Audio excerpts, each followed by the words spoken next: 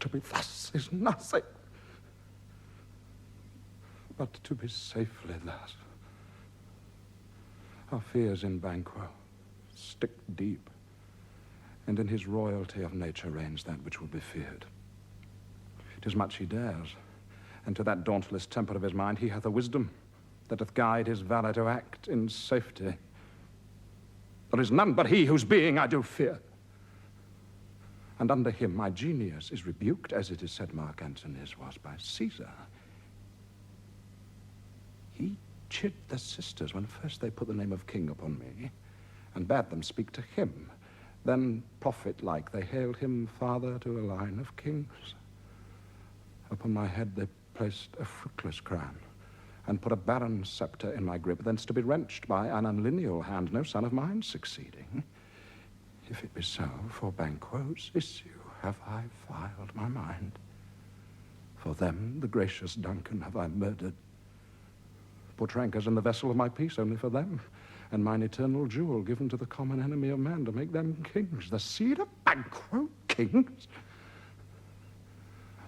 Rather than so come fate into the list and champion me to the utterance. Who's that?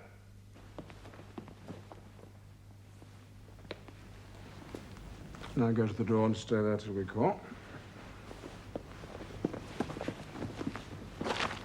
Was it not yesterday we spoke together? It was, so please, Your Highness. Well, then, now, have you considered of my speeches?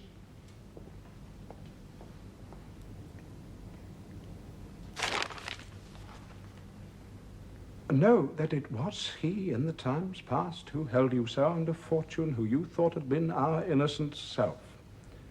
This I made good to you at our last conference.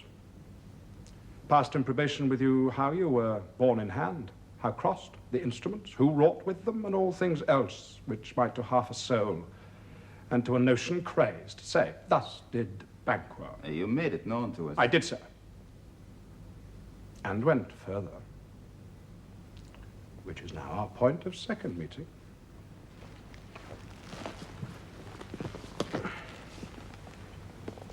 Do you find your patience so predominant in your nature that you can let this go? Are you so gospelled to pray for this good man and for his issue, whose heavy hand hath bowed you to the grave and beggared yours forever? We are men, my liege. Aye, in the catalogue ye go for men, as hounds and greyhounds, mongrels, spaniels, curs, choughs, water rugs, and demi-wolves are clept all by the name of dogs. The valued file distinguishes the swift, the slow, the subtle, the housekeeper, the hunter, every one according to that gift which bounteous nature hath in him closed, whereby he does receive particular additions from the bill that writes them all alike. And so of men. Huh? No.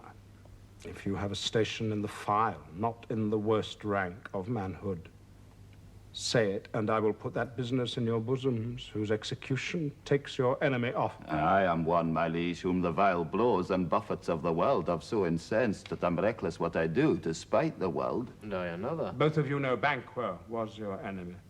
Well, true, my lord. So is he mine. And in such bloody distance that every minute of his being thrusts against my nearest of life. And though I could with barefaced power sweep him from my sight and bid my will avouch it, yet I must not, for certain friends who are both his and mine, whose loves I may not drop, but wail his fall, who I myself struck down. And thence it is that I to your assistance do make love, masking the business from the common eye for sundry weighty reasons. We will, my lord, perform what you command us. Though our lives Your stand at the spirits shine through you.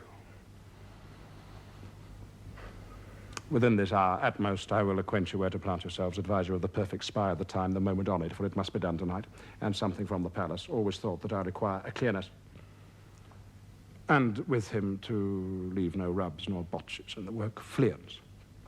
his son, who keeps him company, whose absence is no less material to me than is his father's, must embrace the fate of that dark hour. Resolve yourselves apart. I'll come to you anon. We are resolved, my lord.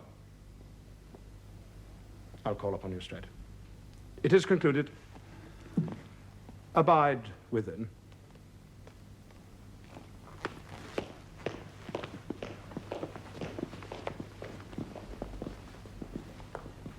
Banquo, thy soul's flight, if it find heaven, must find it out tonight.